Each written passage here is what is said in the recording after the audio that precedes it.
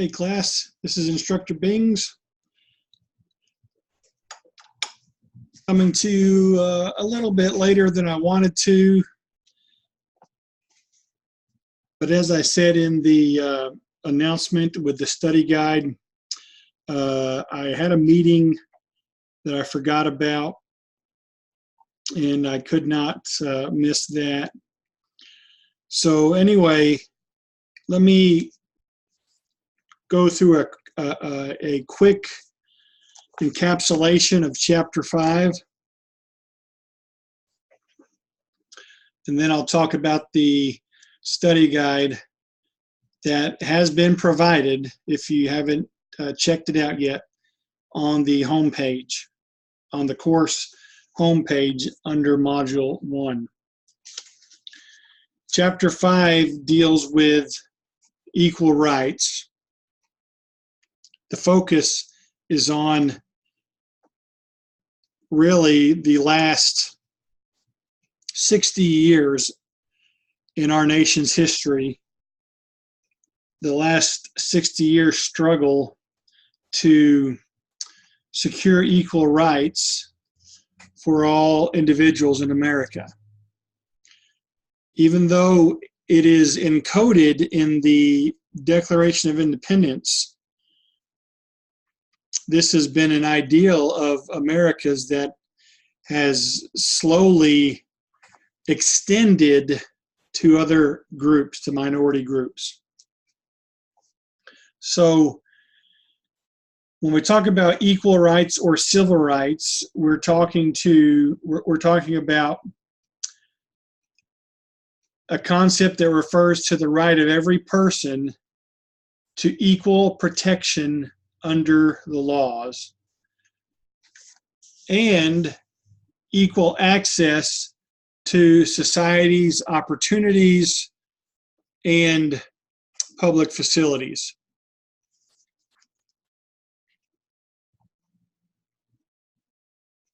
So we're going to talk about the 14th Amendment for a little bit. We're going to basically list some of the key legislation, the key developments in this continuing struggle for equal rights. And then I will list for you the different minority groups that have petitioned and fought for equal rights. So first, the different pieces of legislation. The 14th Amendment, ratified in 1868. And I want to read the first section of it to you because that's what we're focusing on. All persons born or naturalized in the United States and subject to the jurisdiction thereof are citizens of the United States and of the state wherein they reside. No state shall abridge the privileges or immunities of citizens of the United States, nor shall any state deprive any person of life, liberty, or property without due process of law, nor deny to any person within its jurisdiction the equal protection of the laws. So the 14th Amendment, of course, after the Civil War, they had in mind that the slaves that had been freed would not be denied any of their rights since they were now citizens. The Southern Society had still found ways to deny African Americans equal rights in some areas, even though they were now considered citizens. So the 14th Amendment was passed. And another important case, a Supreme Court case that you'll need to know, is Plessy versus Ferguson, 1896. It's on page 129. And this was a court decision, a Supreme Court decision, that has been called separate but equal. And this is a ruling that said separate facilities for African Americans are okay as long as they are equal to those that the whites have. So they would have African American schools. Well, those schools, their facilities and their teachers and their resources should be equal to what the white students had. Now, the truth about this is that really it became a justification for states, communities to treat the African Americans unequally. For example, you would have African American children forced to attend separate schools than the other schools than what the white American kids would go to. And rarely did these schools have libraries or even enough teachers, as did the Caucasian American schools. So even though the 14th Amendment was passed in 1868, and it had that clause, which is called the Equal Protection Clause. You'll need to know that clause, along with the other clauses that we've discussed. The Equal Protection Clause, even though these things were designed so that citizens would be treated equally, it did not work that way. You need to be aware of Brown versus Board of Education, 1954 Supreme Court ruling that struck down the separate but equal ruling of 1896.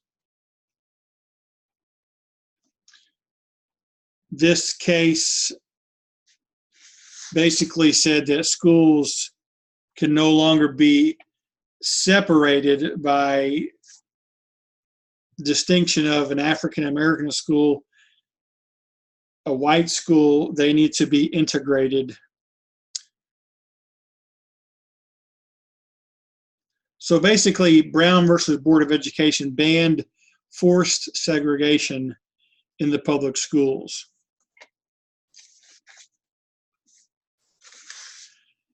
The next piece of legislation that you want to know about is the Civil Rights Act of 1964. And this was happening during the Civil Rights Movement, especially by the African American community. And this legislation entitled all people to equal access to not just facilities, but to all public accommodations. What this addressed was the 14th Amendment did prohibit government discrimination, but it did not affect the private sector. So you could have employers of big businesses discriminating against African Americans, discriminating against women, discriminating against Asian Americans. And so the Civil Rights Act of 1964 struck down any discrimination in the private sector and basically entitled all Americans to equal access to public accommodations.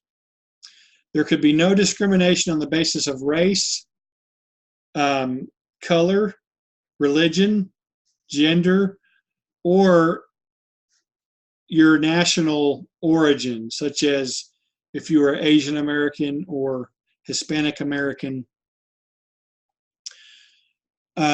Employers could not discriminate on those bases in hiring and paying wages to those that they hired. The next piece of legislation that I want you to be aware of is the Civil Rights Act of 1868. And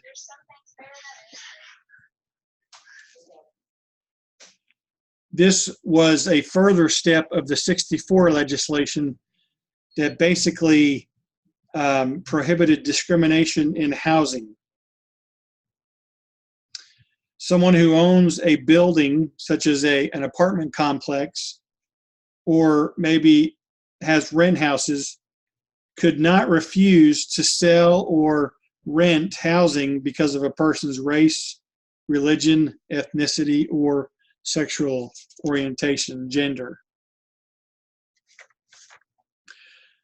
And then one more thing that I want you to be aware of on pages 142 through 145 is the government programs known collectively as affirmative action. Affirmative action, as defined by our textbook, are deliberate efforts to provide full and equal opportunities in employment, education, and other areas, that are areas that traditionally would discriminate against disadvantaged groups. But especially remember the areas of education and employment. Affirmative action. An example that's just kind of a crude example is that universities, and I know this to be true because of a relative, and I don't know if it's still true or not, but we're talking about the mid-90s. A university here in Oklahoma, in order to get a full ride scholarship into their pharmacy program, a white male had to earn a 34 on their ACT. If you were a minority or a woman, you only had to earn a 32 on your ACT to get a full scholarship into the pharmacy program. So that was a program that was a part of affirmative action. In coming up with that requirement that was different for white males and then minorities and women, they were hoping to provide opportunities of full and equal opportunity in the area of education. Now, groups that have struggled in gaining equality, of course, African Americans, women, and these are on pages 147 through 151. African American and women, Hispanic Americans, Native Americans, Asian Americans, and then in the last few decades, other disadvantaged groups would include, and this is on page 154, LGBT community, people with disabilities,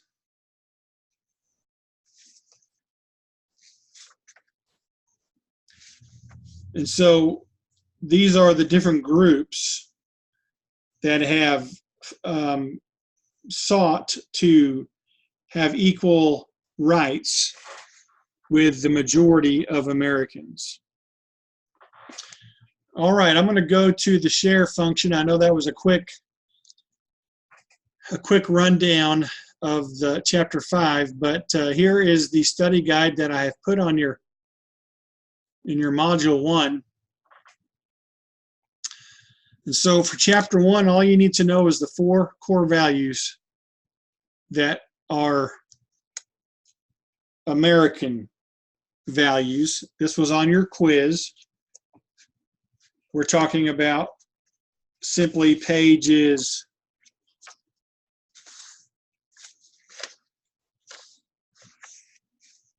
6, nope, pages 8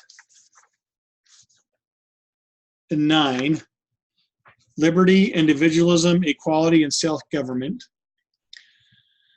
From chapter 2, be familiar with who John Locke was and his social contract theory, and especially its relationship to the Declaration of Independence.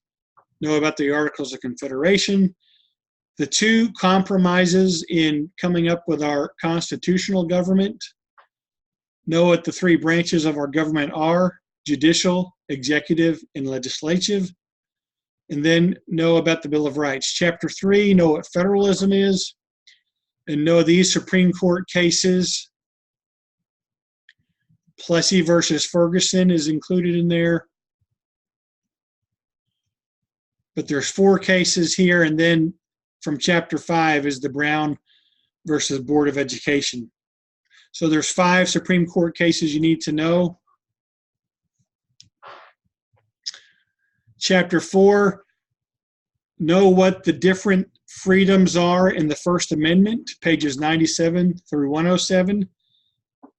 These are things like the freedom of speech, the freedom of the press, the freedom of religion. I believe there's 5 freedoms in the First Amendment. Know what they are. And then know about the concept of the right of privacy. And then from chapter 5, know what the 14th Amendment is. Know what the Civil Rights Act of 64 and 68 are. Know that Supreme Court decision. And then know what the other minority groups are that sought civil rights along with African Americans. We just talked about that. And then here's how the test is going to be comprised. There'll be 20 questions that will be either multiple choice, fill in the blank, and then a section of matching. Then there will be 3 listing questions, like, for example, list the 4 core values of America, that kind of thing. And then a bonus question. So guys, don't stress out. This will not be a difficult exam. If you look over these areas in your textbook and know where they are, and look over your notes, you'll be okay. I did let your supervisors know that I do not want you to be looking at Google or Wikipedia or anything like that while you're taking the test. Only your textbook and your notes. So I think everybody will do okay. Have